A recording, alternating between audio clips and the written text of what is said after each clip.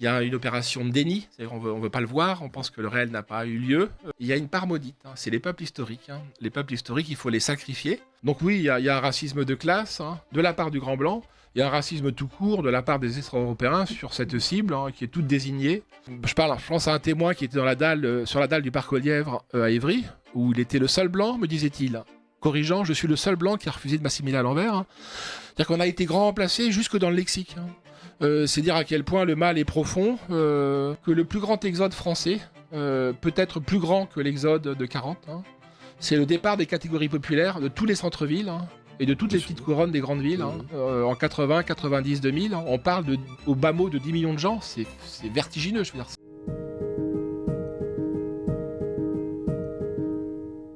François Bousquet, qui vient nous parler de Sale Blanc, le racisme qu'on ne veut pas voir, paru aux éditions de la Nouvelle Librairie.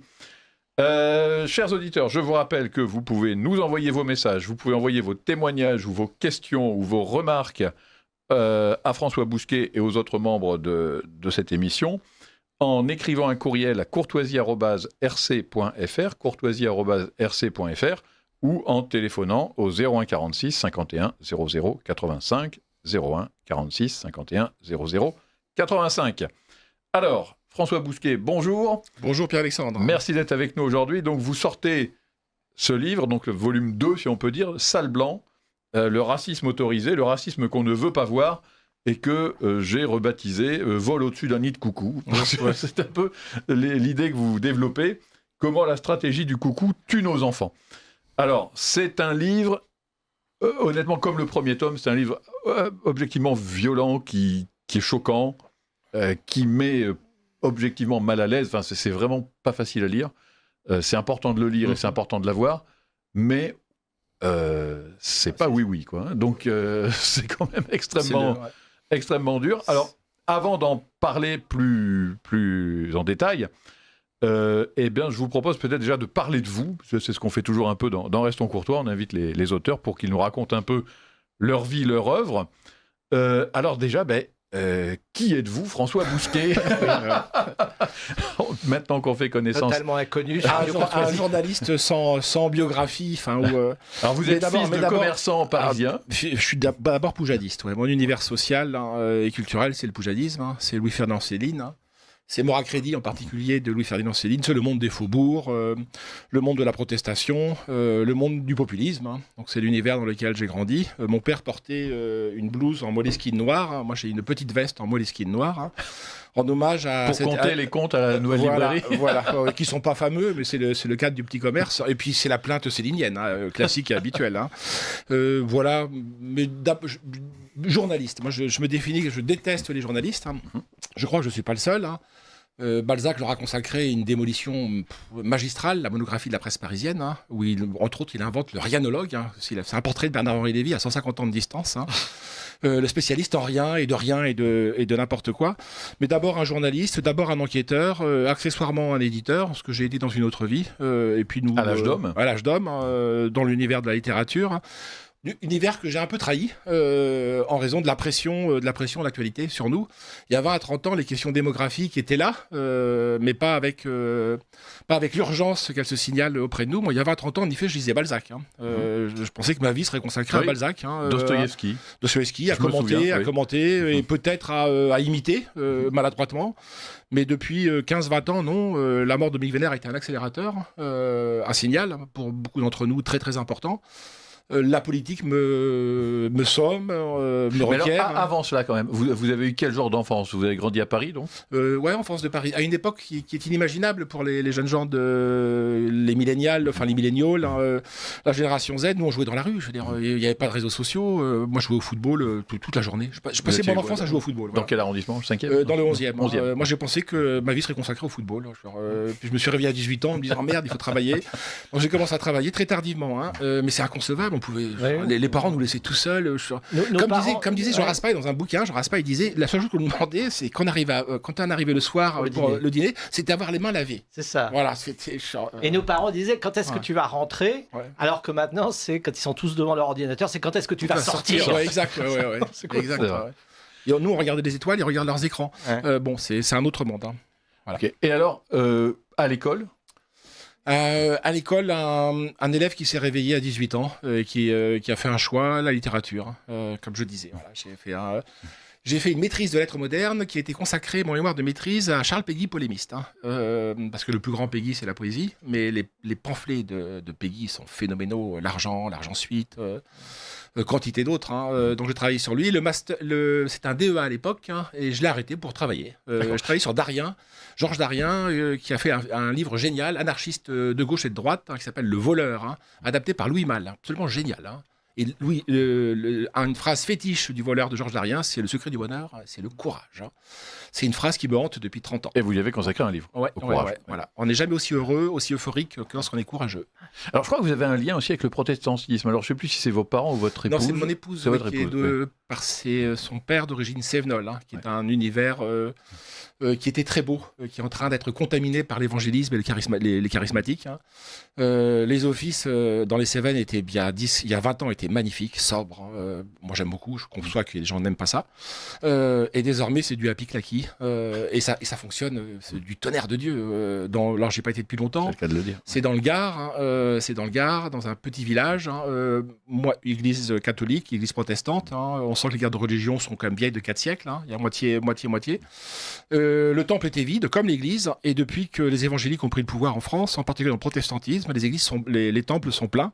Mais pour s'y livrer à des formes de culte très américanisées, hyper modernes, post-modernes, qui relèvent pour moi d'une sorte d'extrême occident. Donc on est quasiment dans du post-religieux ou en néo-religieux. Ouais. D'accord. Et vous êtes quoi, plutôt catholique ou plutôt protestant, ou les deux? Non, d'éducation catholique, sans la foi, mais tous mes références sont mon univers mental et l'éducation. J'ai été chez les frères des écoles chrétiennes, puis dans ma famille, je suis d'origine rouergat, qui était le département, le Rouergue, il y avait plus de déserteurs en 1914, alors qu'aux Cévennes, il n'y avait aucun déserteur. On nous baratine sur la Corse et les Cévennes. Ce sont des collabos dans l'âme, que j'adore, par ailleurs.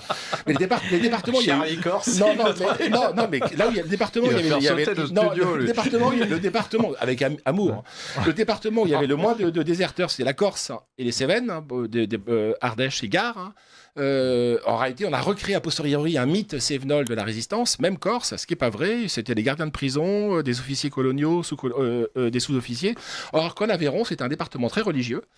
Et à la suite de l'expulsion des congrégations, à 2 reprises, il y avait beaucoup de congrégations en Aveyron, les curés, les bonnes sœurs sont partis, ce qui fait qu'ils étaient appelés sur les listes mobilisables en 14, et ils n'étaient pas là, puisqu'ils étaient en Amérique latine, en Australie, en Afrique, en Amérique du Nord. D'accord. Voilà. Et alors, donc, si on revient à vous, donc la littérature, et ensuite, comment vous entrez dans le journalisme? Alors, parce qu'il faut vivre. C'est ce métier. Parce qu'il faut vivre. Pierre-Antoine Cousteau disait qu'on y arrive lorsqu'on a raté partout. Oui. Alors, sympa. Il était rédacteur en chef de grands journaux. Oui. On sait combien, avec son acronyme, vous l'aimez beaucoup, Pierre-Antoine Cousteau. Ouais. Moi aussi, j'aime beaucoup Pierre-Antoine Cousteau. Oui, on peut dire ça comme ça. C'est un spécialiste de tout et de rien. Je confirme, il y a beaucoup de ratés. Ça postule que je ne le suis pas, donc c'est un peu prétentieux. Comment j'y suis arrivé? Parce que quand vous grenouillez dans l'univers de l'écrit, l'édition, de fait, vous aboutissez très rapidement. Moi tardivement, je commence à écrire à 30 ans. Ah oui. Très tard. Même dans le journalisme? Oui, dans le journalisme, mon premier papier, c'est vieux. Moi, je pensais éditer des gens. Et puis après, on écrit. Vous étiez à l'âge d'homme. Et politiquement, alors, parce que vous disiez que vous étiez l'univers poujadiste. Le péno, poujadiste. Vraiment poujadiste. Depuis toujours, alors? On appartient à sa classe sociale. Mais vous étiez tout petit quand Poujade était. Mais c'est les parents. Non, mais c'est les parents. Oui, c'est l'univers. Alors, il n'y avait plus Poujade, il n'y avait pas encore Le Pen. Mais j'apprends à lire. Moi, j'apprends à lire dans NH. National Hebdo pour les intimes. Mes parents étaient abonnés à Présent et à La Croix aussi. C'est les canards. C'était une famille pieuse, mais Présent aussi. Ouais. J'apprends à lire je lis Brignot, Madiran. Mabir, c'est tous ces gens-là que je lis quand. Alors moi, je baigne depuis toujours là-dedans. J'ai fait aucun effort pour y entrer. Je suis un enfant de un natif. Voilà, un natif. Comme dirait Michel Tribala, un natif au carré. Voilà. Je suis un natif au carré. Voilà. Alors, on a une auditrice qui nous dit: vous serait-il possible de parler moins vite et pas ensemble au micro, sinon c'est passionnant. Merci, chère madame. Et effectivement, nous allons essayer d'éviter de blésimarder, qui veut dire parler tous en même temps. Les amis, j'en profite, qui êtes dans Zoom. Xavier Van Lierde et Alexis Poulain, n'hésitez pas, comme je suis seul ce soir, parce que le camarade Richard n'est pas là, n'hésitez pas à faire ostensiblement signe de la main lorsque vous voulez parler, parce que je risque de ne pas toujours vous voir. Alors, donc, la politique, donc le péno poujadiste natif, qui travaille dans l'édition. Alors, comment vous arrivez votre premier article, c'est où alors ? C'est dans Éléments, sur un auteur que je recite à chaque fois que je passe ici, parce que plus personne ne lit. Archéofuturiste au sens littéral du terme, plus grand que la nouvelle de Guillaume Fay dans l'archéofuturisme, qui clôt le bouquin de Guillaume Fay. C'est Jean-Claude Albert Veil qui avait fait une trilogie, Europia, Franchoupia, Sibéria. Mon premier papier, j'en suis fier. On l'a réédité à l'âge d'homme et plus personne ne le lit malheureusement. Ainsi va la littérature. Voilà. Ouais. On passe souvent du premier au deuxième rayon, du deuxième au troisième. Des uchronies, donc. Des uchronies géniales. Hitler gagne la guerre, ensuite... il y a une dénazification de l'Allemagne, il y a un empire franco-allemand qui se met en place, et puis après un grand empire euro-sibérien. D'accord. Et donc, éléments, et d'éléments, donc vous passez... Et alors, pour éléments, la rencontre, c'est avec De Benoît. De Benoît nous soumet à l'âge d'homme un texte qui s'appelle Dernière année, qui est le premier texte de Benoît assez personnel, c'est un recueil d'aphorismes, et je dois dire, j'ai été ébloui, je ne le connaissais pas, j'ai été ébloui par ce texte. Et donc, c'est la rencontre avec la Nouvelle Droite, se fait à cette occasion-là, fin des années 90. Ouais. D'accord. Et donc après, nous, on s'est connus à Minute. On s'est connus à Minute et au Choc, je pense conjointement. Donc c'est fin des années 2000, début des années 2010. Et puis après, il y a eu d'autres aventures que nous ne pouvons pas évoquer. Mais qu'il faudra un jour évoquer. À cette antenne. Voilà. D'accord. Et maintenant, donc, vous dirigez...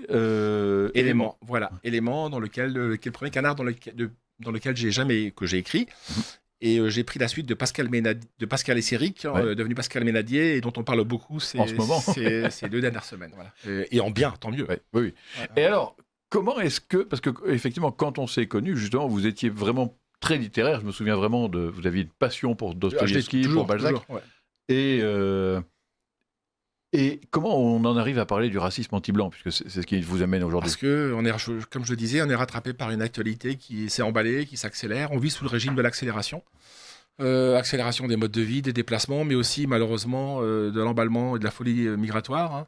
Parce que la notion, je me souviens, on avait des discussions, la notion de race n'était pas vraiment votre truc. Non, mais dans l'absolu, elle s'impose à vous. On peut dire que, pour moi, je ne veux pas rentrer dans le débat. Comme dit Renaud Camus, je ne suis pas théologien, je ne suis pas métaphysicien et je ne suis pas biologiste. Je ne suis pas généticien. Peut-être certains le sont. C'est pas que je botte en touche, disant cela. Moi, je crois aux représentations sociales. Voilà. C'est m'intéressant à la politique, c'est d'abord de représentation sociale. Et dans les représentations, la couleur de la peau est un déterminant de plus en plus central, surtout dans des univers multiculturels, puisqu'on est renvoyé, ma formule est que dans les univers multiculturels, le dénominateur commun, c'est l'agrégat tribal, et c'est aussi un détonateur. Donc dans les représentations, la catégorie blanc, perçue comme blanc, est devenue centrale.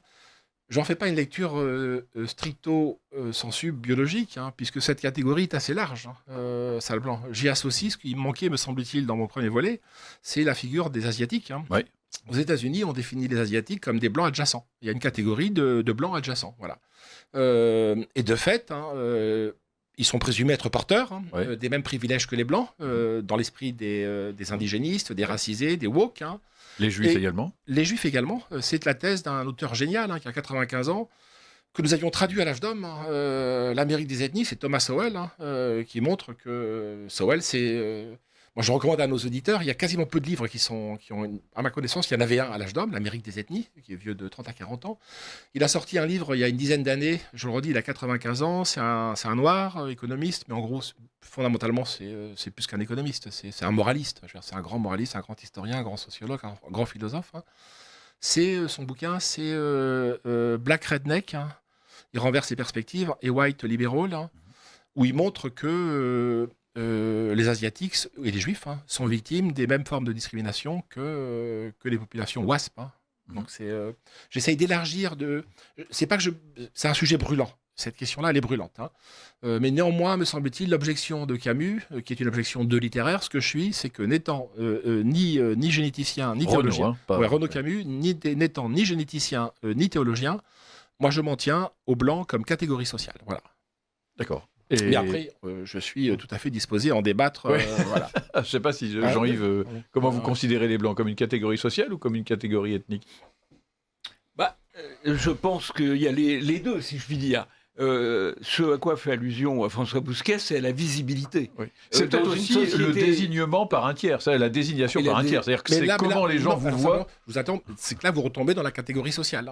C'est de l'art sablant. Si, à s'aventurer sur le terrain biologique, moi, Rochdy le fait, j'ai fait son éloge dans Éléments, Jean-Yves l'a fait également à Polémia et, me semble-t-il, sur les réseaux sociaux, puisque je vous ai lu. Mais c'est un autre débat. Moi, si je m'en tiens à ce que je dis sur les races, mais Jean-Yves, vous allez me dire si je me trompe, c'est qu'aujourd'hui on parle de spectre de couleurs, plus que me semble-t-il. Mais je connais pas cet univers, donc. Moi, je pense que en fait, il y a une grande pudibonderie. Notamment dans les milieux scientifiques qui parlent de population parce qu'ils ne veulent pas utiliser le mot race. Mais il y a évidemment une hérédité génétique qui est extrêmement forte. Et chez les Européens, il y a une grande homogénéité de l'hérédité génétique. Voilà. Je crois. Et donc moi, je pense que c'est un sujet qu'on ne peut pas, qu'on doit aborder indépendamment de la pudibonderie actuelle. Et qu'on abordera, à mon avis, de plus en plus, parce qu'au fur et à mesure qu'on est dans une société de plus en plus disloquée, culturellement de plus disloquée, qu'est-ce qui réapparaît ? C'est les fondamentaux biologiques, c'est la race et le sexe. Ouais. Qu'on nous impose de toute manière. De toute façon, ce sont les deux choses qui sont visibles. Étant des animaux sociaux, c'est les deux choses qu'on voit, c'est les deux choses qui sont niées aujourd'hui. Ouais. C'est-à-dire, on parle de genre au lieu de sexe, alors que c'est la première chose qu'on voit. Est-ce que c'est une femme ou un homme ? L'âge, il y a l'âge, pardon. Et l'âge, absolument. Et ensuite, la couleur de peau. C'est la thèse que je reprends dans le bouquin, c'est que quoi qu'on pense de l'existence ou de l'existence des races, machin, vous avez raison, il y a de la pudibonderie, il y a de la prudence. C'est pas grave, elle commande des comportements. Donc, parlons-en. Elle commande des comportements. Et c'est surtout que d'autres, de toute manière, nous l'imposent. Honnêtement, enfin, moi, mon avis, c'est que c'est quand même tragique et dommage d'en arriver à de si petits dénominateurs communs. On ne l'a pas cherché, en fait. C'est triste, mais d'être réduit uniquement à sa notion raciale, à son identité de race.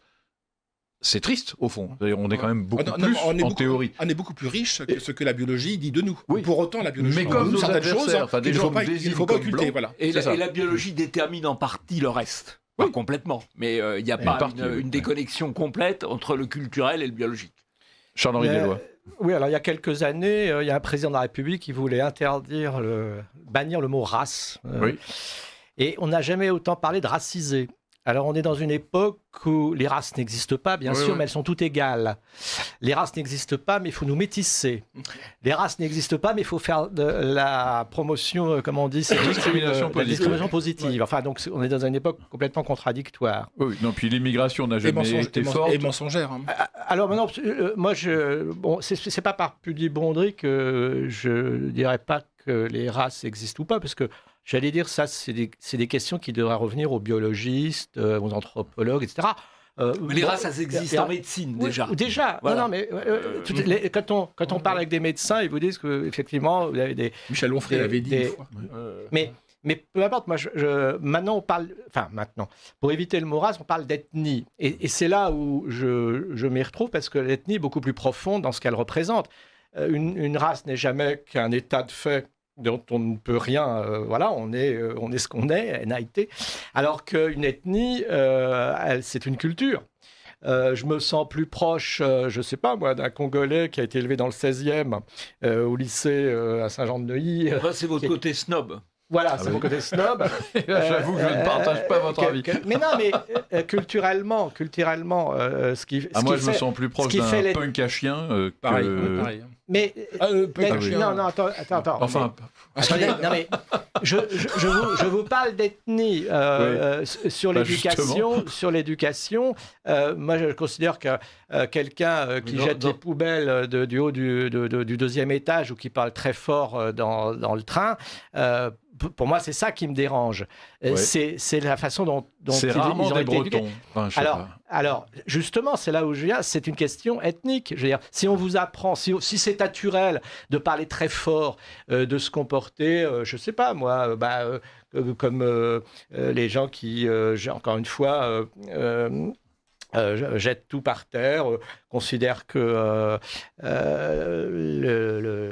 les parties communes leur appartient, qu'il n'y ait pas de règles autres que celles qui se donnent à eux-mêmes, ma foi, je suis très éloigné de ça, mais je vous ferai remarquer qu'il y a des bons petits Gaulois qui se comportent comme ça. J'en vois pas beaucoup, moi. Mais je fréquente pas les mêmes quartiers que vous. Si. Jean-Yves, François Bousquet.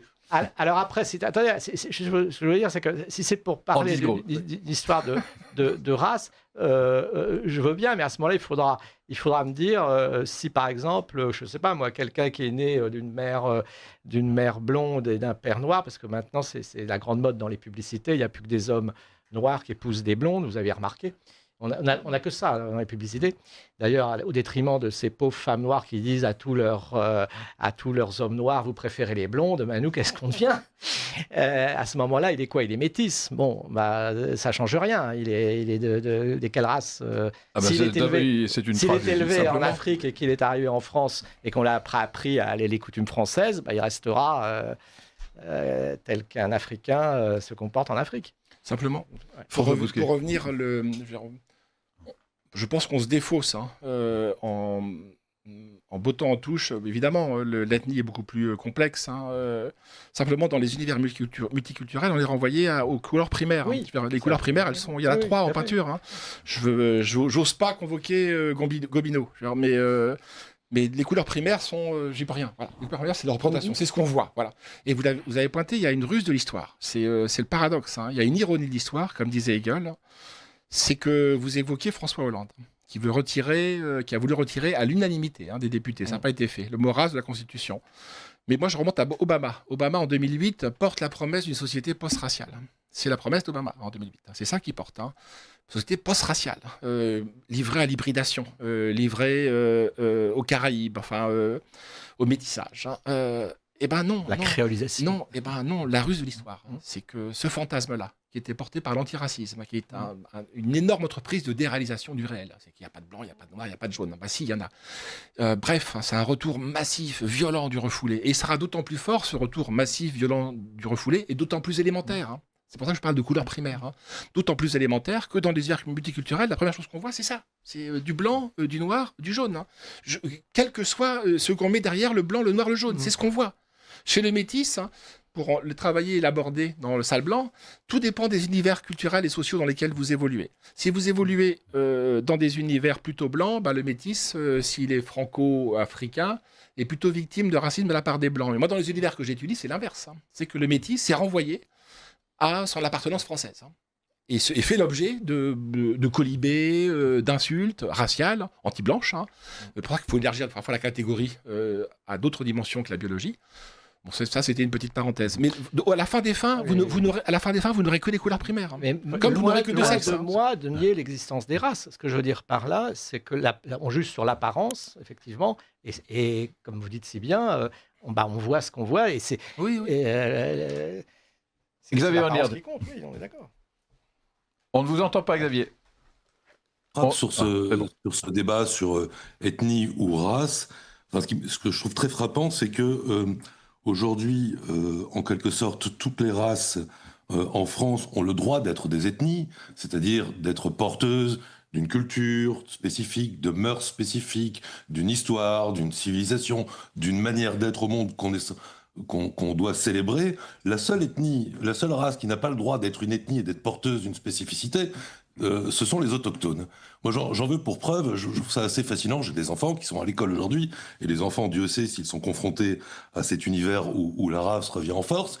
Eh bien, la première chose que leur demandent de jeunes Algériens ou Africains présents dans leur école, c'est de dire, oui, toi, tu n'as pas d'origine. Ils ne demandent pas de dire, toi, tu n'as pas d'origine. Les seuls qui ont une origine et qui donc ont une histoire, une lignée et qui peuvent s'inscrire, ce sont donc les représentants halogènes. Et en fait, en réalité, on est dépouillés. C'est-à-dire tous les autres sont des couleurs et nous ne sommes plus qu'une page blanche qui est censée s'effacer. Ça me semble être, en fait, la principale manifestation de racisme, c'est de nous dépouiller d'identité. C'est-à-dire que notre ethnie est résumée à quelque chose qui devrait... se résumer soit éventuellement à des valeurs, les valeurs européennes, la démocratie, la République, à l'injonction d'accueil en réalité, tandis que d'autres sont porteurs justement d'une véritable ethnie, c'est-à-dire un pacte complet avec une vision du monde. D'ailleurs, ils s'autodéfinissent comme racisés, comme si nous ne l'étions pas. C'est quand même intéressant. Hein. Alors, Enfin, ils sont racisés dans leur perspective de façon indirecte. Hein. Le racisé, ça veut dire racisé par nous. Ça veut dire que nous les renvoyons, nous, à leur appartenance ethnique, raciale, continentale, à l'Afrique. Hein. Alors que c'est eux-mêmes. Hein. C'est eux-mêmes qui ont réintroduit le référent tribal, ethnique et racial. C'est eux qui l'ont réintroduit massivement. Et comme le disait Xavier, eux, chez eux, c'est légitime. Alors que chez nous, ça l'est pas. Chez nous, on fait l'objet, dès lors qu'on recourt à l'idée que nous sommes plutôt un peuple de race blanche, de culture chrétienne, gréco-chrétienne, etc., on est victime d'inversion accusatoire. Donc on est présumé être, on est catégorisé comme étant d'extrême droite. Hein. C'est ce qui, moi, je m'en moque, hein, enfin, où je vais avec, hein, mais c'est ce qui m'arrive depuis 2 ans. Depuis que je porte ce bouquin, enfin ces deux volets, on me renvoie en permanence au fait, mais non, mais vous êtes un raciste, monsieur Bousquier. Non, puisque vous soulevez un problème. Non, alors ça nous a interdit. La terre entière, en effet, comme le dit Xavier, peut porter, peut être. L'ONU a même, en 2007 ou 2008, voté une déclaration de défense des droits des peuples autochtones. Hein. Donc des peuples indigènes, hein, je veux dire, c'est-à-dire nous. C'est-à-dire nous, oui, c'est-à-dire nous. Et ça s'applique à la terre entière, sauf à nous. Mais ça s'explique aussi parce que on est dominé par le logiciel des droits de l'homme, l'universalisme des droits de l'homme. Vous parlez de la République. La culpabilité coloniale.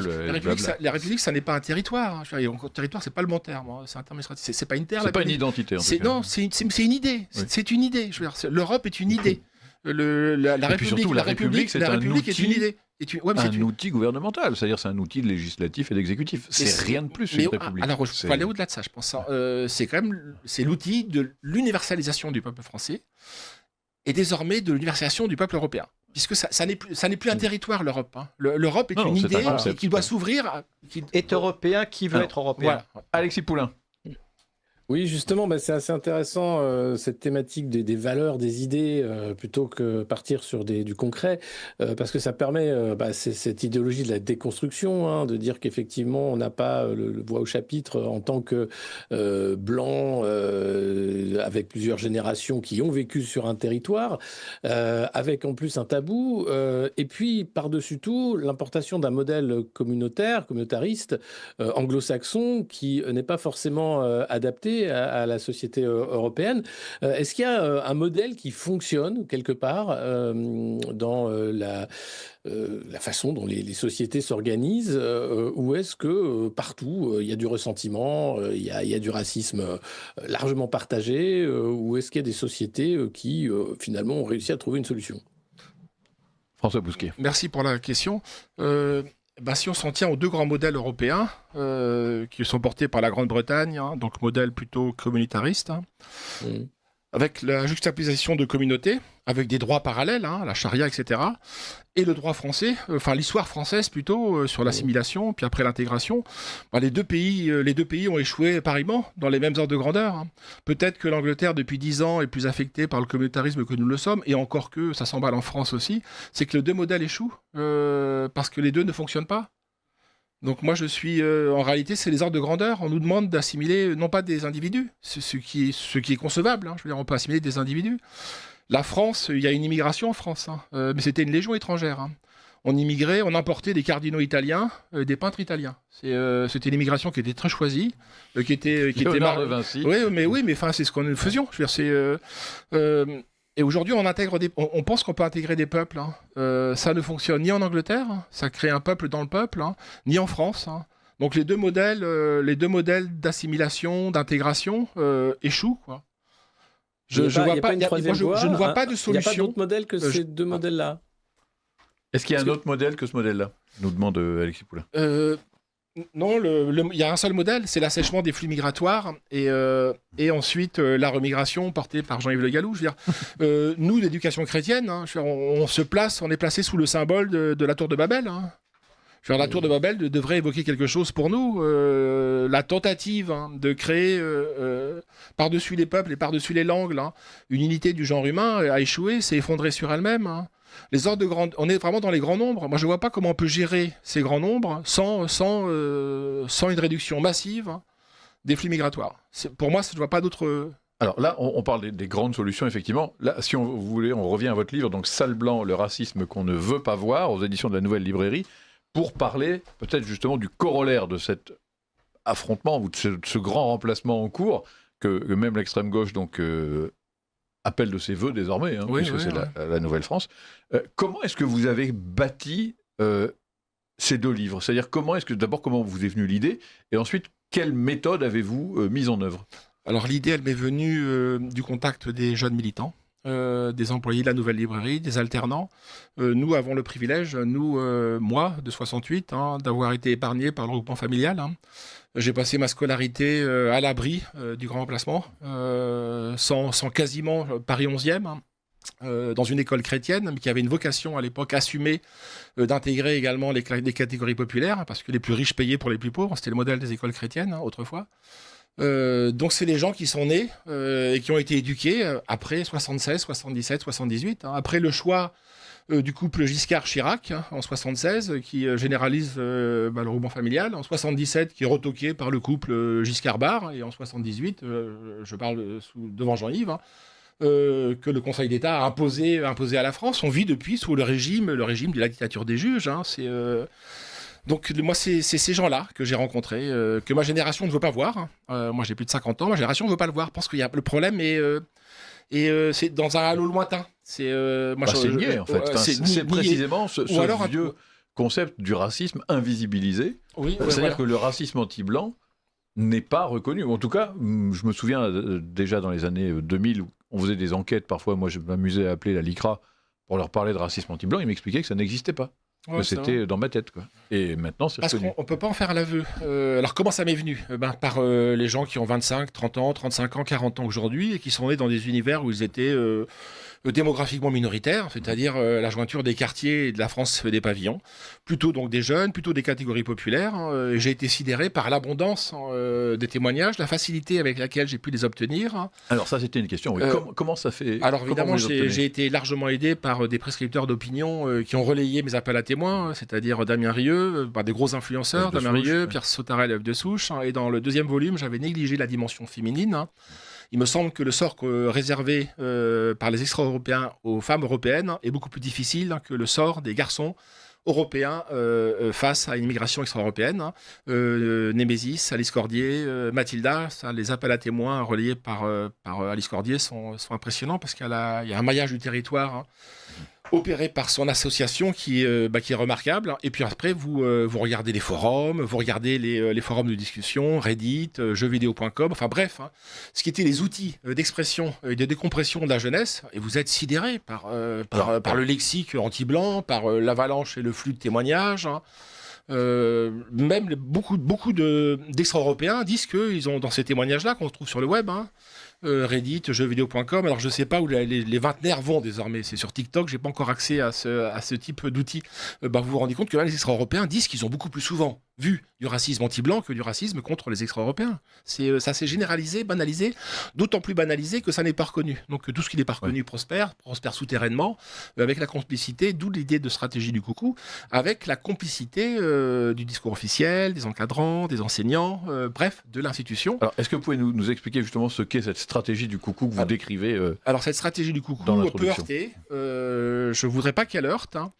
Mais la stratégie, c'est quoi le coucou ? C'est un animal qui est suprêmement intelligent, suprêmement rusé. Le coucou, c'est un oiseau de taille moyenne qui dépose ses œufs, qui externalise en quelque sorte, qui dépose ses œufs dans le lit d'une autre espèce d'oiseau, plutôt les passereaux. Donc c'est une famille qui est très très large, plus petit, et qui délègue le soin à l'espèce hôte de couver.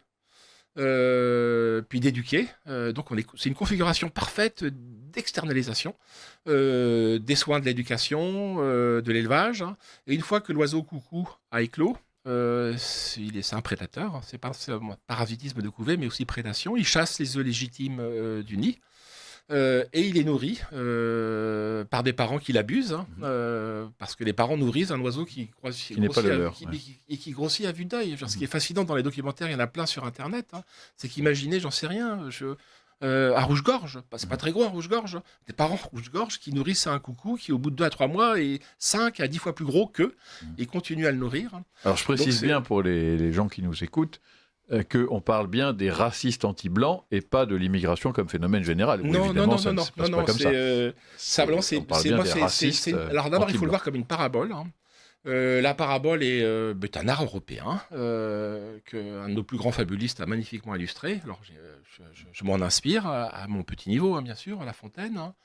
C'est une parabole cruelle, glaçante, glaciale, me semble-t-il, qui s'applique à la perfection des témoins des personnes dont j'ai pu recueillir le témoignage. J'ai le sentiment qu'ils étaient une variable d'ajustement dans un univers scolaire qui les a sacrifiés d'emblée parce que cet univers scolaire refusait d'admettre la possibilité d'existence d'un racisme anti-blanc. Alors c'est quoi? C'est de l'ignorance ou c'est de la lâcheté? Ou les deux? Et non, alors l'ignorance, c'est difficile. J'essaye d'imposer également une autre chose, parce que je pense qu'on a besoin, Jean-Yves le sait, lui qui a imposé des syntagmes comme la préférence nationale, la préférence européenne, on a besoin d'imposer cette loi des 3D, délit, déni, délire. Il y a une opération de déni, c'est-à-dire on veut pas le voir, on pense que le réel n'a pas eu lieu. Le délit, si jamais vous pensez que le réel a eu lieu, eh bien le délit, le réel devient judiciarisable. C'est-à-dire que si vous parlez de blanc, vous pouvez finir au tribunal. Mais quand même, le mieux du mieux, c'est le dé de délire. Le réel est substituable. Vous inventez une réalité alternative, un monde parallèle, la post-vérité, dans lequel il n'y a pas de différence raciale, dans lequel la possibilité d'un racisme anti-blanc n'existe pas. Or, non seulement d'un, il existe, mais deux, il est même central, parce que on vit sur un schéma d'asymétrie victimaire. Il y a des victimes légitimes et des victimes qui ne le sont pas. Si on veut, dans les univers multiculturels, que les univers multiculturels fonctionnent, et de fait, ils peuvent fonctionner, mais simplement, il y a une part maudite, c'est les peuples historiques. Les peuples historiques, il faut les sacrifier. Et ça, alors j'en ai fini, et ça, si jamais l'idéologie dominante en fait l'aveu, c'est quasiment tout son système de pensée s'effondre. Moi, je compare ça à un jeu de Mikado. Si vous reconnaissez qu'il y a un lien entre insécurité et immigration, vous vous interrogez sur la pertinence de l'immigration. Si vous vous interrogez sur un lien entre l'immigration et le racisme anti-blanc, vous retirez une baguette du jeu de Mikado qui risque de s'effondrer. Et le reconnaître est impossible dans l'absolu. C'est pour ça que moi je dis que c'est timide. On ne peut pas rentrer à l'Arcom, on ne peut pas rentrer dans l'espace des médias centraux. On va à la limite jusqu'au Figaro, mais pas au-delà. Je dis bien à la limite. Et encore. Et voilà. Je dis même. à la limite. Mais vous rentrez en aucun cas dans les médias de service public, parce que, et j'en ai fini, parce que reconnaître l'existence du racisme anti-blanc, c'est reconnaître l'échec des politiques d'intégration, d'assimilation. Ça veut dire que l'immigration, ça ne marche pas. C'est aussi peut-être se réserver de très mauvaises journées. Imaginons, on est prof en banlieue, et on décide de défendre le petit blanc qui se fait... Il n'y en a plus, franchement, il n'y en a plus, ils partent tous. Ceux qui ont été là, en tout cas, à l'époque où il y en avait, c'est-à-dire années 90-2000. J'ai un témoignage d'un prof à Bobigny, au collège République à Bobigny, 80 nationalités, prof de lettres, romancier de surcroît, très bon, qui est resté 15 ans là-bas. Il y a plus de blancs, et les profs sont des blancs. Simplement, les profs, me dit-il, il y a deux types de blancs adultes en banlieue. Il y a le flic et le prof. Il n'y en a pas d'autres, en réalité. Donc, que veut être le prof? Le prof va être un anti-flic en banlieue. Donc, en effet, pas seulement pour acheter la paix sociale dans sa classe, parce que c'est confortable moralement. Dans le 93, c'est là où il faut lire les programmes de Sud Éducation. C'est délirant. Je veux dire, c'est eux qui portaient les réunions de non-mixité, Sud Éducation, dans l'école. C'est que des blancs. Je veux dire, c'est que des profs blancs. Ils sont masochistes, oui. Je pense qu'aussi il y a un calcul coût-bénéfice. Je veux dire, ils sont éduqués par le CNRS, ils sont au seuil. Ils n'ont pas que des gratifications symboliques. Ils ont aussi des gratifications économiques, puisqu'ils vivent de leur trahison, du choix préférentiel pour les extra-européens contre les leurs.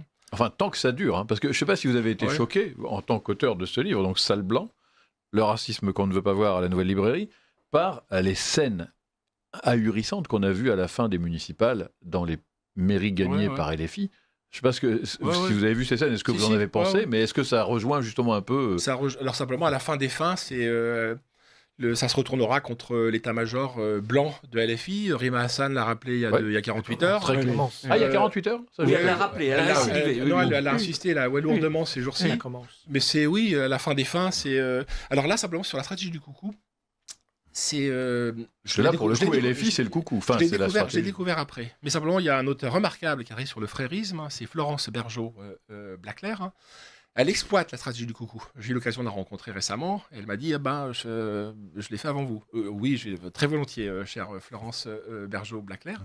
Sauf qu'elle, elle l'exploite dans le cadre du frérisme. Et ça s'applique à la perfection municipale. C'est que les indigénistes ne peuvent pas prendre le pouvoir directement, ni les islamistes. En revanche, ils déposent leurs œufs au sein de la France insoumise, au sein des Verts, de l'extrême gauche. Ils laissent ces œufs prospérer et petit à petit, ils colonisent et ils vampirisent le nid. Ça s'est passé en Seine-Saint-Denis. Et ça sera demain, Guiraud peut faire le fanfaron dans 6 ou 7 ans. C'est fini. Il sautera, Roubaix est perdu. Moi, j'ai des témoins de Roubaix. Roubaix, c'est comme Saint-Étienne, comme Roanne, malheureusement, comme 100 autres villes françaises qui ont été grand remplacées. C'est 75% de population étrangère. Qui tue les parents qui l'ont nourri. Oui, à la fin, il tue. Alors, simplement, dans la stratégie du coucou, il y a une... Alors, on pourrait penser que je sais rien, le rouge-gorge est stupide. Non, il n'est pas stupide, parce que si jamais il refuse de collaborer avec le coucou, eh bien le coucou débarque, détruit le nuit, détruit voilà, c'est la stratégie dite mafieuse du coucou. Et c'est une stratégie qui va très très loin. Elle est dite mafieuse par les biologistes, parce qu'il arrive même, comme dans les stratégies mafieuses, qui est protection contre extorsion. Il arrive que l'oiseau coucou dégage les substances qui repoussent les prédateurs. Et qui protège les parents qui sont abusés. Mais quoi qu'il arrive, c'est là où la coucou est un animal qui est très très fort, c'est que si jamais vous refusez de collaborer avec lui, il vous extermine. Donc il n'y a pas, c'est ce que je dis, alors c'est brutal, il n'y a pas de coexistence possible avec le coucou. Donc ça va vraiment loin, mais à la fin des fins, ils détruisent, dans le meilleur des cas, ils détruisent les enfants, et dans le pire des cas, enfants et parents. Donc, Xavier Van Lierde. Oui, je voulais demander à François Bousquet s'il voyait une articulation, moi je la vois un petit peu, entre d'une part le racisme anti-blanc et un certain mépris de classe qui s'est historiquement quand même exercé à l'égard des classes populaires blanches et qui aurait en quelque sorte préparé ce racisme anti-blanc, parce que j'ai un peu le sentiment qu'au-delà du racisme anti-blanc horizontal que vous décrivez très bien dans votre livre, il y a aussi un racisme anti-blanc institutionnel dont on pourra faire la généalogie depuis, je sais pas, des BD comme Les Bidochons, des films comme Dupont-la-Joie, et la façon dont, en gros, on a légitimé par avance la détestation de l'autochtone et particulièrement du blanc de classe populaire. Est-ce qu'il y a une parenté, une articulation, une généalogie commune entre ces phénomènes, selon vous ? Oui, tout à fait. On peut ajouter à 175 Dupont-la-Joie. Pour rappel, c'est un limonadier blanc qui viole une jeune fille blonde, accidentellement qui la tue et qui dépose son cadavre auprès d'une communauté musulmane pour faire accuser les musulmans. Et c'est un déchaînement, alors c'est Yves Boisset qui n'a pas fait que des mauvais films malheureusement, mais on peut ajouter Le Beauf de Cabu. C'est les mêmes années, c'est exactement les mêmes années. Si on regarde, moi je m'appuie toujours sur le bouquin de Paul Lyonnais, si on regarde le travail de Paul Lyonnais sur Voyage au centre du malaise français, les années 70 sont déterminantes dans la culture savante et populaire.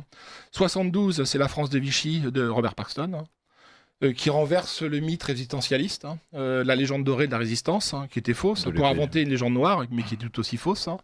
Et c'est un travail de détricotage du récit national. À la fin des fins, il s'effondre sur lui-même, et ça aboutit à la reconnaissance de la culpabilité de l'État français dans la Shoah par Jacques Chirac. Alors simplement, je reviens sur la question des catégories populaires. Oui, il y a un racisme de classe, ça fait pas un pli, parce qu'on peut le poursuivre jusqu'au Deschiens. Les Deschiens, c'est infâme. Il y a des gens qui aiment ça, les Deschiens. Je n'ai jamais compris pourquoi. Pas forcément des snobs, même dans nos entourages. Donc oui, c'est une culture du mépris. Moi, j'aimerais imposer également un distinguo entre ce que j'appelle le grand blanc et le petit blanc. Le petit blanc est l'objet de mépris et de condescendance des sciences sociales, de mépris et condescendance du grand blanc. C'est qui le grand blanc ? Le grand blanc, c'est l'électeur de Mélenchon, d'Anne Hidalgo, c'est l'homme des métropoles. L'esprit canal. C'est l'esprit canal, c'est l'esprit libé, c'est les bobos, qui vivent en permanence dans le mensonge social. Il faut les démasquer. Je veux dire, comme ils vivent dans le mensonge, ils sont condamnés à être sectaires. Leur cerveau est c'est une dissonance cognitive, parce que je les connais, parce que je vis avec eux, je travaille avec eux depuis 30 ans. Genre, ils passent leur vie à tricher avec la carte scolaire, avec la stratégie résidentielle, hein. Mais ce sont des grands blancs, donc ils font la leçon aux petits blancs en leur disant que ce sont des électeurs beaufs, bourrins, ringards et provinciaux qui votent Marine Le Pen ou Jordan Bardella. D'ailleurs, la sociologie des prénoms, Jordan Bardella atteste de la bêtise de ce petit blanc. Donc oui, il y a un racisme de classe, hein, de la part du grand blanc. Il y a un racisme tout court de la part des extra-européens sur cette cible, hein, qui est toute désignée pour être sacrifiée. Les gilets jaunes, quoi. Oui, les gilets jaunes. En gros. Johnny, ces gens-là rentrent, ma thèse, c'est qu'ils rentrent toujours par effraction dans l'actualité. Par effraction, comment Par TPMP, Cyril Hanouna. Le cœur de mission d'Arcom, c'était de maintenir TPMP, C8 et Hanouna. C'était la seule mission qui s'adressait à un public populaire, hein, dans le cadre de la parité et de la représentativité des populations françaises par CSP. Il aurait dû être maintenu. L'enterrement de Johnny. Tout d'un coup, les gens découvrent que Johnny n'est pas que... Il y a 1 million de gens pour Johnny. C'est sidérant. À la Madeleine, hein, moi j'ai fait un reportage sur Johnny pour sa mort. C'était sidérant. Je veux dire, tout d'un coup, il y a une France invisible qui débarque, hein. Pourquoi elle est invisible? Moi, le paradoxe, mais j'ai pas travaillé dessus, et sachez, Xavier, que personne n'a travaillé dessus. C'est fou, hein. Que le plus grand exode français, peut être plus grand que l'exode de 40, hein, c'est le départ des catégories populaires de tous les centres-villes, hein, et de toutes les petites couronnes des grandes villes, hein, en 80, 90, 2000. Hein, on parle au bas mot de 10 millions de gens. C'est vertigineux, je veux dire. C'est un coût économique. C'est cette France qu'on appelle périphérique. La France qui est devenue pavillonnaire. Les pavillons, c'est 15 millions de pavillons en France. C'est plus le rural. Donc je vous laisse imaginer. Les ordres de grandeur sont colossaux. Il n'y a pas de travail universitaire sur le coût économique, hein, des migrations internes des Français, je veux dire, qui se sont faites, hein, que parce qu'il y avait des frictions avec l'immigration extra-européenne. Hein, parce que eux étaient dans les mêmes immeubles, hein, les mêmes bars, les mêmes escaliers. Donc eux, c'est les témoins que j'ai rencontrés dans mon tome 2, eux, dès les années 80, me disent-ils, hein, je pense à un témoin qui était sur la dalle du parc aux Lièvres à Évry, où il était le seul blanc, me disait-il. Corrigeant, je suis le seul blanc qui a refusé de m'assimiler à l'envers. Hein. Années 80, il y a du sang qui passait dans les caves parce qu'on égorgeait les moutons. Je veux dire, années 80. Et ça, nous, on le voit 30 ans ou 40 ans après. Donc, eux l'ont vu et se sont barrés. Ils ont voté avec leurs pieds, ils ont pratiqué le séparatisme, hein, que pratique le grand blanc. Le grand blanc, c'est le fameux vote TGV. Le vote TGV, c'est le premier qui voit, c'est Fourquier. Fourquier le voit avec... c'est le premier qui voit le vote TGV. C'est le vote Paris, Blois, Orléans, enfin, vous connaissez Tours. C'est moi. Tours. Tout d'un coup, il se rend compte, Fourquier, en 80, Jean-Marie Le Pen fait, je sais pas, 15-17% dans la petite couronne parisienne, peut-être voire 20. Puis 90, ça s'effondre. Hein. Et en revanche, il y a des pics sur la ligne TGV, ou à Lille, hein, parce qu'ils se sont barrés, je veux dire. Mais comme pour les Blancs. Comme le Grand Blanc se barre. Hein. Le Grand Blanc, il se barre dans la gentrification. Mais c'est une manière hypocrite, hein, de fuir la mixité, que par ailleurs il promeut. Et j'en ai fini. La triche, elle vient pour moi, d'un hiatus. Hein, c'est posture-imposture. Hein. Il y a un maximalisme des déclarations et des discours. Hein. Ouais, on est pour l'intégration. Ouais, on est pour la mixité. Et il y a un laxisme des pratiques. Hein. Voilà. Jean-Yves Le Gallou. Oui, simplement, moi je voudrais dire que par rapport à Fourquet ou à Guilly, moi je l'ai vécu de manière extrêmement concrète dans les années 80-90, en m'occupant du Front National en Ile-de-France, puisque je voyais les électeurs partir. Et quand je voyais quelqu'un de sympathique sur un marché avec des enfants, je lui posais la question, est-ce que vous allez rester ? Évidemment, la personne me répondait, non, dès qu'on peut, on part. Et je savais en même temps que je perdais un électeur, qu'aller ailleurs. Voilà. Ouais. Ça a été une migration formidable. Interne. Ce qui est incroyable, c'est que le Front National présentait jusqu'en 95 des listes dans toutes les communes de Seine-Saint-Denis avec des scores importants, et qu'aujourd'hui, il y a eu, je crois, 3 listes avec des scores inférieurs à 10%, voire 5%. Mais c'est pas de la faute d'ailleurs des gens qui ont fait Paris intramuros. Et même Paris intramuros. Au fond, quand on y pense, c'est désespérant. Jean-Yves de confirmer. Mais dans le nord de Paris, on tangentait les 20%, je crois, hein, les années 80. Des gens comme Roland Gaucher allaient dans le nord de Paris. Il fait 19e, 20e, oui. Et après, il n'y a plus rien. Je veux dire, après, c'est... c'est les électeurs partent, voilà. Oui. Et encore une fois, Paris, quand on regarde, encore une fois, c'est triste, parce qu'on aime Paris, mais quand on voit... Sarah Knafo a fait une campagne excellente, soutenue de manière massive, à la fois par les médias de droite, mais aussi par certains médias plus centristes, qui avaient envie de créer objectivement une forme d'alternative à Bardella, c'est-à-dire de diviser, d'avoir 2 candidats valables. Et donc, elle avait eu tous les feux ouverts. Elle-même est brillante, elle a fait une belle campagne. Ouais. Et bien, malgré tout, 10%. Ouais. Ça veut dire qu'avec la plus belle campagne qu'on puisse mener à Paris, Vous plafonnez. on est à 10%. Ouais. Et c'est la même chose. hallucinant. Et c'est la même chose à Bordeaux, à Lille, à Nantes. Alexis Poulain. Oui, des nouvelles des Grands Blancs qui organisent en fait cette chienlit. Emmanuel Macron qui vient de fustiger les maboules favorables à une rupture avec l'Algérie en expliquant que les médecins algériens sont essentiels pour remédier aux déserts médicaux français qui ont été créés par nos énarques. Et donc maintenant on nous explique qu'on va devoir, exactement ce qu'a fait d'ailleurs le NHS en Grande-Bretagne, la plupart des médecins du NHS sont issus du Commonwealth. Eh bien nous, la France, voilà l'excuse qui est prise par Emmanuel Macron pour en plus insulter évidemment les Français avec les maboules, comme d'habitude. Maboule, c'est sa citation. Oui. Ah C'est sa citation, Ah oui, absolument. c'est bien. Oui. Bon, écoutez, on a Oui, l'habitude d'être on n'est pas insulté par assez le près. président de la République. On n'est pas à ça près. Mais je pense qu'il ne faut pas non plus négliger le côté idéologique et systémique de la part de ces responsables-là, les globalistes en l'occurrence, de pousser à cette déconstruction du peuple, parce qu'ils ont peur du peuple, tout simplement. Un peuple français qui serait politique, qui serait homogène, qui aurait conscience de son pouvoir, ça donnerait la Hongrie. On voit le danger que c'était déjà pour Ursula von der Leyen, ça pourrait donner la Pologne, ça pourrait donner beaucoup de choses. Et la France, alors clairement, c'est un pays totalement déconstruit, là, en l'occurrence. Oui, malheureusement. En effet, ils ont peur du peuple. On l'a vu avec les Gilets jaunes.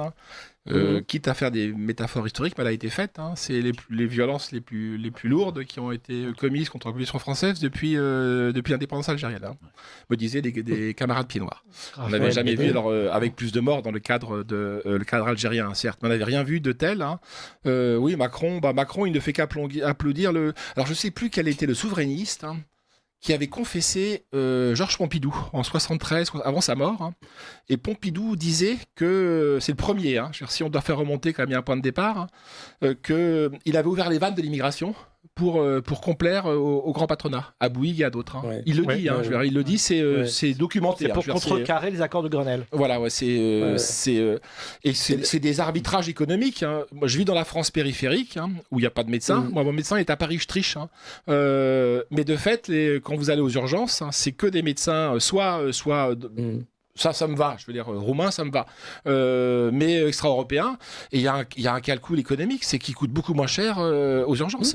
Bien sûr. Bien sûr. Et c'est vrai que dans les années 70, on l'oublie, mais le Parti communiste français était anti-immigrationniste du fait de Les bulldozers. On pourrait ressortir des vidéos Contre les foyers Sanacotra. Il avait tout compris, Georges Marchais. Il avait tout compris. Oui, puis même les communistes. Mais même Robert Rue. Ouais, Robert Rue à l'époque, Rue, oui, c'est 80-81. Et puis on peut remonter plus haut. Le PCF, c'était sa marque de fabrique, c'était produisons français. Bon, alors évidemment, il avait beaucoup à se faire pardonner. Maurice Thorez avait beaucoup à se faire pardonner. Mais, ouais. Xavier Van Lierde. Oui, je ne veux pas du tout nier les petits calculs, les bidouillages économiques et autres, qui, à mon avis, d'ailleurs, se traduisent plutôt aujourd'hui dans un modèle stato-consumériste par l'importation non pas de travailleurs immigrés, mais de consommateurs immigrés.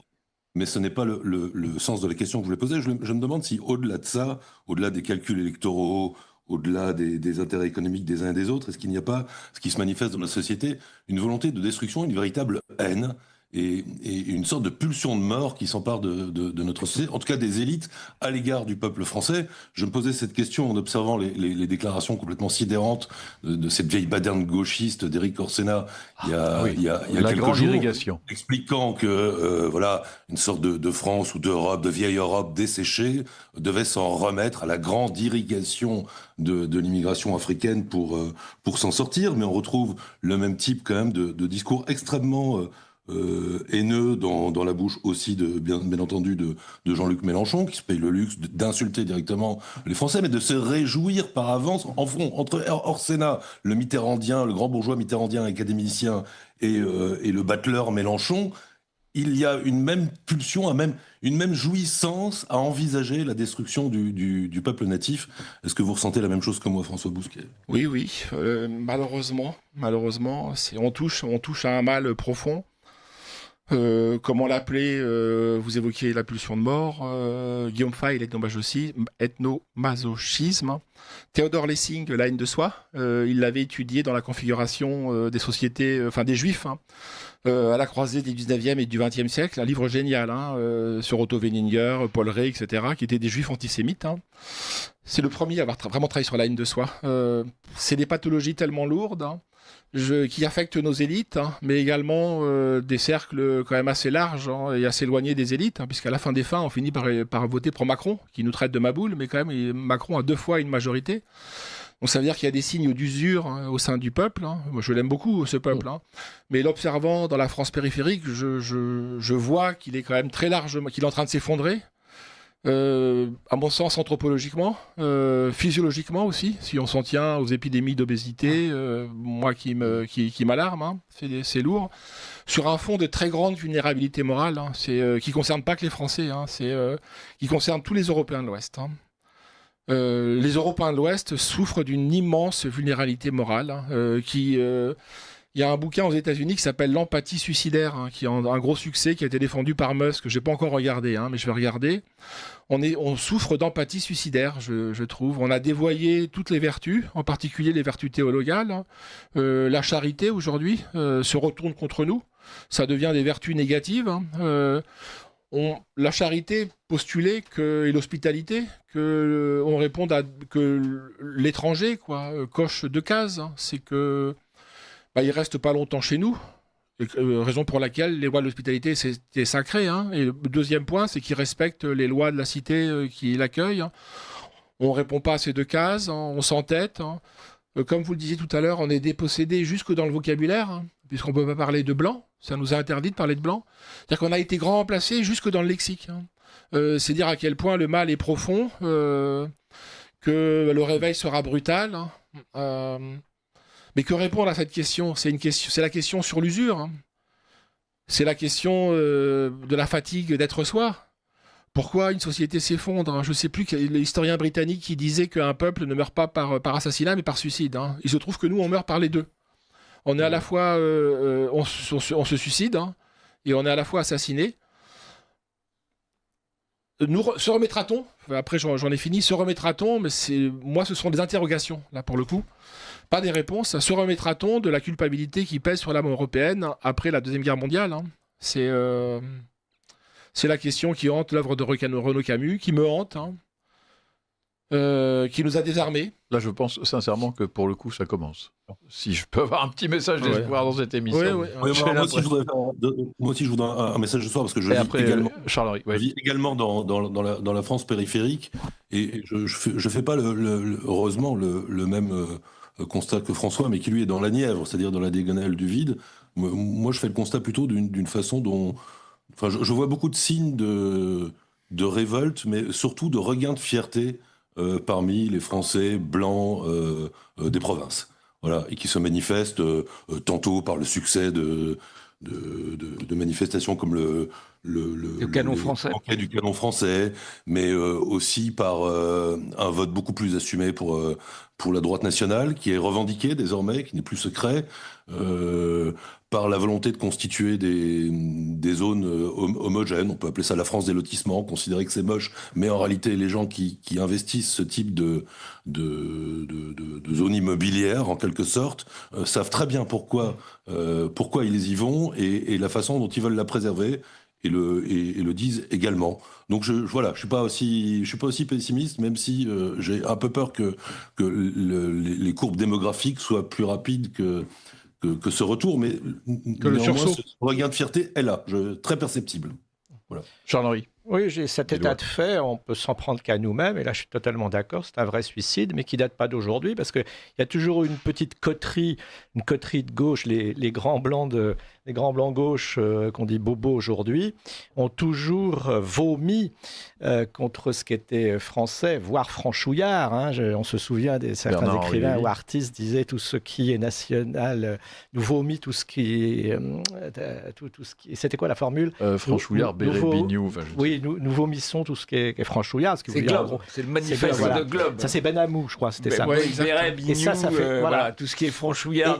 Et alors, non seulement ça, mais il y a eu une culpabilisation. Moi, je me souviens dans les livres, moi, j'ai fait ma scolarité dans les années 70, et ça commençait à nous culpabiliser sur la colonisation, sur le fait que nous avions pillé l'Afrique. Bon, alors quand vous enseignez ça à votre propre peuple, ils culpabilisent, et en plus quand vous accueillez chez vous les anciens colonisés, ils finissent par vous détester en disant on a peut-être droit à la revanche. Donc il y a déjà ça. Et je voudrais finir aussi par le fait que dans les artistes, les rares artistes qui ont voulu défendre un petit peu le petit peuple blanc, comme l'on dit, avec un peu de mépris, il y a eu Daniel Guichard, qui a été le seul artiste dans les années 80, c'était très courageux à l'époque, de dire qu'il était prêt à voter pour, à l'époque, Jean-Marie Le Pen. Fallait le faire. Hein. C'était à Ciel Montmardi, une émission comme ça, avec Feu. Il l'a redit, c'est pas rétracté. Voilà. Alors qu'Alain Delon, c'était un jour sur deux. Oui, on n'a jamais su un Delon. C'est déjà ça. C'est déjà ça. Et puis aujourd'hui, on tombe à bras raccourcis, on aime, on n'aime pas, mais se bave Patrick Sébastien parce que il fait du populo, etc. Et alors, on aime, on n'aime pas, mais c'est un genre que personnellement, moi, j'aime beaucoup parce qu'il en faut.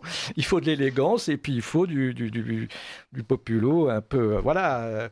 Mais lui, il dit d'ailleurs que tous ces... Enfin, il a le même langage que nous, un peu édulcoré, parce qu'il peut pas... Sinon, il passerait plus jamais à la télévision. Mais pas sur Delphine Ernotte. Hein. Pas la chanson. Sur ses noix. C'est la rime et riche. Si t'avais connu Marc, t'aurais les larmes aux yeux. Alors, non, mais c'est là où je voulais en venir, c'est que lui, on lui tolère même pas le fait de faire des chansons gauloises, gaillardes, qui sont un peu de tradition française, mais allez écouter les paroles des rappeurs qui sont 100 fois beaucoup plus violentes et dégueulasses, mais ça passe crème. Ouais.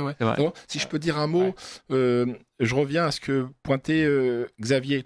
Il est évident que notre peuple, français, européen, encore pourvu d'un instinct de survie. Mais enfin, on ne peut pas non plus négliger les tendances lourdes, le phénomène des cycles, les phénomènes de dégénérescence.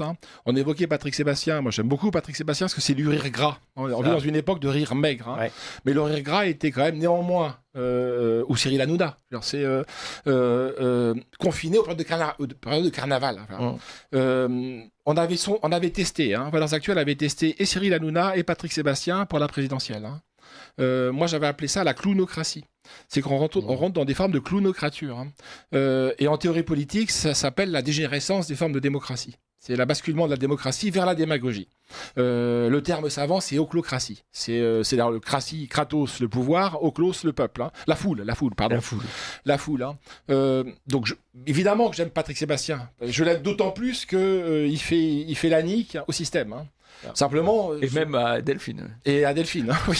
Qui représente le système. Et à Delphine. Mais de fait, convenez, Xavier, que passer de Charles de Gaulle à Patrick Sébastien, c'est waouh, c'est passé un truc quand même. Alors, Alexis Poulain.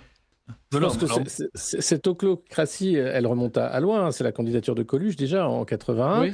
Sauf qu'aujourd'hui, on a des clowns blancs plutôt tristes, mais qui sont des clowns. Enfin, je suis désolé, Gabriel Attal n'a rien d'un personnage qui pourrait être aux commandes de l'État.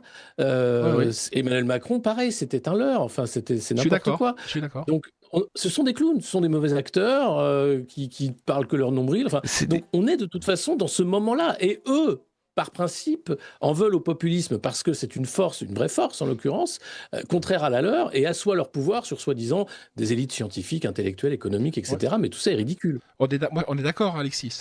Pour moi, ça fait l'oclocratie ne vise pas que Patrick Sébastien. Oui. C'est l'ensemble. C'est important de le préciser. Donc vous avez raison. Simplement, ça remet en perspective les personnes qui nous gouvernent, mais aussi les personnes qui aspirent à les remplacer. C'était ma seule réserve par rapport aux remarques de Xavier sur le peuple. Je l'aime beaucoup, je veux dire, simplement pour vous montrer les processus d'hybridation. Dans mon village, en 2018, quand la France gagne la Coupe du Monde, tout le village est pavoisé aux couleurs tricolores. Alors que l'équipe est déjà black. C'est qu'on est vraiment dans des processus presque schizophrènes. C'est qu'il y a un sentiment patriotique qui est très fort, hein, mais c'est plus tout à fait la même patrie. Voilà. Alors, on va devoir se quitter sous peu. Jean-Yves, en 2 secondes. Juste une anecdote sur le 98, France Tricolore. Moi, c'est 2018. Hein. Ah, 2018. Mais oui. allez-y. Ah ouais, sur 98. J'étais à une réunion où il y avait vraiment l'état-major du Front National de l'époque avec Jean-Marie Le Pen. Tout le monde a assisté au match final, sauf 2.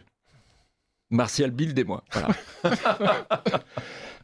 Petite note drôle, là, juste pour une petite note drôle dans votre livre, j'aime bien, il y a un moment où vous dites que vous connaissez un acteur arabe qui dit « Oh bah maintenant, on nous met que des rôles de gentils, qu'est-ce qu'on s'emmerde ?» Ouais. Même chose pour les femmes. Hein. Il y a plus de rôle de vamp, hein, de femmes cannibales, hein, prédatrices, qui vous vampirisent les hommes. C'est ça. Oui. Il n'y a plus que le mâle blanc qui est porteur de négativité. Oui. Même au Cinoche, même dans les séries. On est des prédateurs, vous savez bien. Et il y a la répression pénale en plus. Ouais. Par rapport aux jeunes blancs ou aux jeunes femmes qui essayent de réagir, il y a derrière une réaction pénale et policière qui est totalement disproportionnée entre le fait générateur de la répression et la répression. C'est ce qu'une certaine droite ne veut pas comprendre. Il y a que des prédateurs ou des pervers narcissiques chez les Blancs. Et ils ne sont pas défendus. Chez les autres, sont des séducteurs. Alors, je voudrais qu'on revienne quand même à votre livre pour terminer. Moi, honnêtement, c'est vraiment dur. Il y a des témoignages effrayants. C'est vraiment...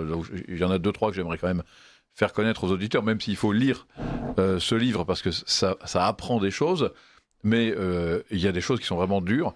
Là, vous parlez des salles de classe restées ouvertes sur les temps de midi sont investies par des élèves arabo-musulmans.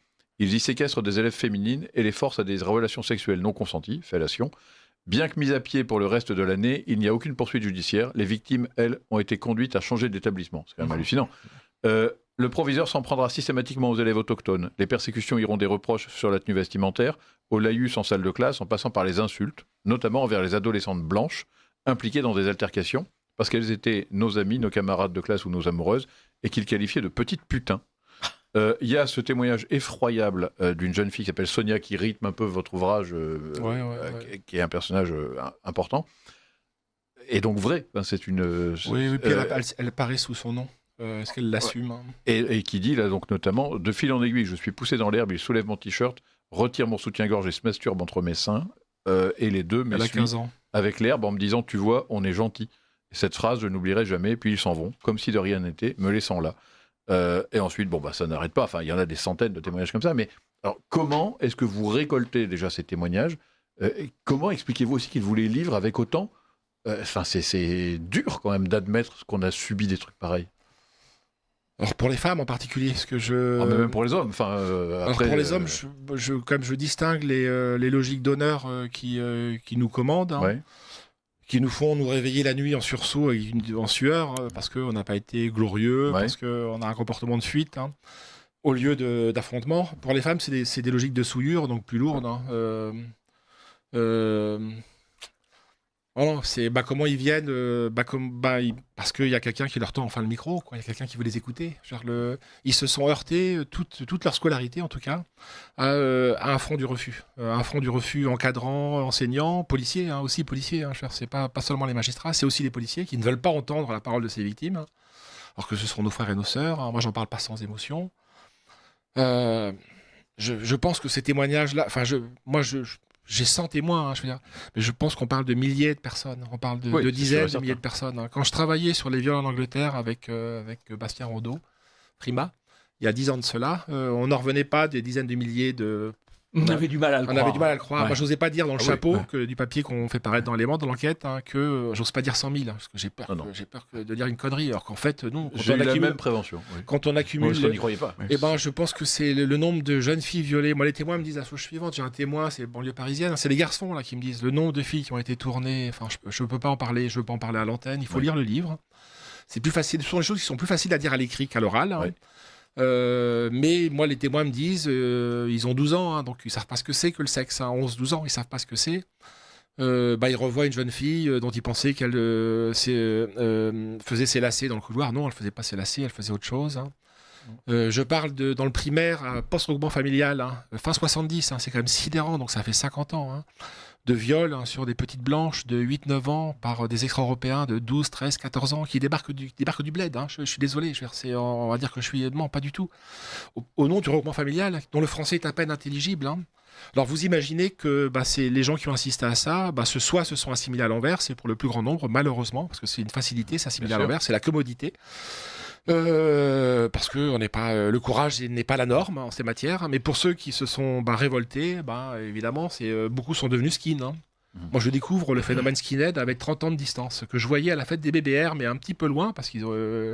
Le FN essaie quand même de les écarter, quoi. Oui, un petit peu, mais moins que ce sera aujourd'hui, puisque les BBR ont disparu précisément pour éviter ça. Non, c'est bien, mais quand même on les écartait. Oui, quand j'avais 14-15 ans, donc je veux dire, je regardais, oh là, putain, je n'irais pas leur serrer les paluches parce que leur chien va broyer ma main. Ouais. Et non, c'est des types formidables, ce que j'ai rencontré en tout cas, qui ont dû passer. Sauf à être perdus pour nous, donc ça s'est mis à l'envers, qui ont dû passer par une révolte qui passait par la violence, pour se réapproprier leur identité, quoi. Et vous blanche, française, européenne. Vous comprenez mieux pourquoi on tombe à bras raccourcis sur des gars comme Gérard Depardieu pour faire diversion. Parce que c'est des gros dégueulasses blancs, évidemment. Ouais, alors Gérard Depardieu, c'est encore autre chose. Mais... C'est encore autre chose, je l'aime beaucoup. Je le compare à un phoque, c'est un phoque merveilleux qui pèse 150 kilos. Et j'imagine pas un homme de 150 kilos avoir une sexualité, c'est absolument impossible. Déjà, il voit plus rien de ce qu'il y a. C'est pas le sujet. Non, il y a un truc, par contre, que j'ai vu, qui m'a un peu écœuré, parce que j'ai regardé un peu ce qu'on disait sur votre livre, et notamment sur les réseaux sociaux. Et là, des témoignages de gens de gauche qui disent « Oui, mais... » Donc, ce sont des témoignages effrayants, c'est dur, c'est violent. Oui, mais il n'y a pas de méthode contradictoire et comment attester de la véracité du témoignage et de la fiabilité. Ça, on peut pas, ouais. Je me suis dit, oui, mais c'est quand même des remarques de merde, pardon de le dire comme ça, mais si c'était un livre antiraciste où on défendrait des victimes d'un racisme venant de blancs ou de femmes abusées, les gauchistes ont une dialectique très claire, c'est on te croit. Oui, on ne met pas en cause la parole du témoin. La parole du témoin. Et là, par contre, la parole de la victime est totalement mise en question. Même s'il y a un débat dans la communauté des historiens, mais oui, la gauche... c'est normal. Simplement, elle est démentie par les faits, par l'ampleur des témoignages, et par le fait qu'on commence à parler du racisme anti-blanc à la marge. Mais quand même, l'enquête de la LICRA, elle lit quand même antisémite. Au départ, c'est la LICA. Le LIC contre l'antisémitisme, après la LICRA contre le racisme. Je rappelle à nos éditeurs que, selon un échantillon de 14 000 personnes, 39% des Français perçus comme blancs, c'est les catégories qu'ils emploient, dit avoir été victimes de racisme. Donc c'est une étude extrêmement importante. Sautarel disait, on fait une règle de 3 et on est quand même au minimum, au bas mot, à 20 millions de Français. Je pense que le chiffre est sous-estimé, parce que non seulement... Et tous les Français ne sont pas forcément exposés au contact avec les autres. Et puis dans cette population, il y a énormément de gens qui ont intériorisé ce racisme, les gens qui nient l'existence du racisme anti-blanc, enfin bref, les métropoles. Si vous demandez à une femme blanche de gauche si elle a été agressée, si elle a été victime de racisme, elle vous dira non. Pourtant, elle s'est fait traiter de sale machin blanche. Mais elle ne le dira pas parce qu'elle ne veut pas encourager, elle ne veut pas faire le jeu du Front National, blablabla. Non mais c'est vrai. Donc, alors, malheureusement, on a déjà dépassé très largement, mais c'était passionnant. Vous finissez votre livre en disant « Nous sommes les ayants droit historiques de cette terre, notre créance est légitime, inscrite au registre des nations, et il est temps de la recouvrer. » Alors, est-ce que vous appelez une forme de révolte des autochtones Sinon, on ne se battrait pas. Même si la situation est désespérée, un témoin me dit il n'est pas minuit moins 5, il est minuit et quart. C'est ce que je pense aussi. Reconquête, il est reconquête. Mais oui, mais néanmoins, il est reconquête et zémourien.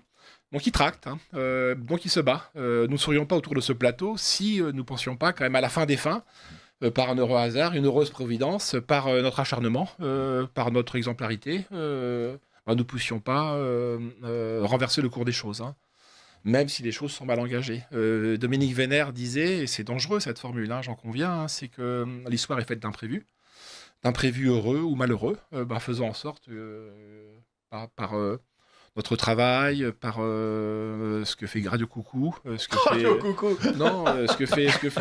Ah oui, mince. C'était pas fait exprès. Non, c'est involontaire. C'est dommage parce que on aurait pu dévoiler beaucoup de radios. Non. Mais ce que nous faisons à Éléments, à l'Institut Iliade, dans d'autres structures, c'est que peut-être que ce cours inexorable de la démographie, on pourra... Et le on pourra- désespoir on en pourra- politique est une sottise. Comme dit le vieux Charles. Pour continuer à citer Dominique Vénère, L'autre. il pensait que tant qu'il resterait des Européens de sang et d'esprit, eh bien, au fond, la grande aventure européenne pourrait repartir, Ouais. même si nous devenions minoritaires, ce qui est une hypothèse qu'on ne peut pas écarter Ouais. aujourd'hui. Non, Ouais. c'est sûr. Eh bien, écoutez, sur ces propos pleins d'espérance, mais néanmoins, en tout cas, empreints de combativité, merci beaucoup François Bousquet d'être venu. Vous publiez donc Salle Blanc, le racisme qu'on ne veut pas voir aux éditions de la Nouvelle Librairie. Et sincèrement, j'encourage tous les auditeurs de Radio Courtoisie à se le procurer parce que c'est édifiant. Merci beaucoup François Bousquet. Merci. Et à tout de suite pour la suite de notre rendez-vous. Vous appréciez cette émission ? Plongez dans toutes nos autres émissions filmées, débats, On est devant un régime qui, parce qu'il est désavoué par la population, se radicalise comme jamais et se donne les moyens de mater le peuple, avec cette vieille idée qu'il suffit de mater les rebelles pour décourager le peuple et qu'on passe à autre chose. Et c'est, je pense, moins le calcul que le réflexe qui joue dans l'esprit de l'extrême centre de la classe dominante. La note de Terra Nova dit d'ailleurs avec un cynisme vraiment désarmant, on dit écoutez, il faut changer de peuple pour la bonne raison que le peuple vote mal. histoire, Au voyage de Laetitia Bonaparte à Rome en 1804, au moment du sacre, il se trouve qu'à ce moment-là, elle avait été accueillie par le pape et qu'il avait écrit une lettre à Napoléon pour lui dire à quel point il avait trouvé sa mère absolument formidable. Donc il avait beaucoup d'estime pour la mère de l'empereur.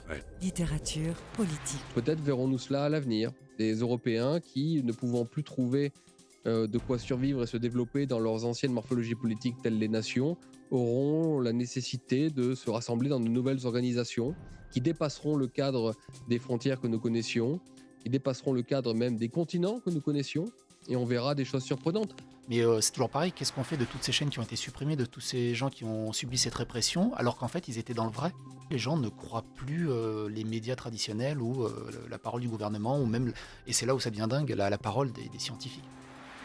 La foi au sens plénier, c'est pas seulement l'affirmation d'une vérité, c'est le fait de s'engager pour cette vérité, c'est le fait d'aimer cette vérité et d'aimer l'objet de cette vérité, Dieu.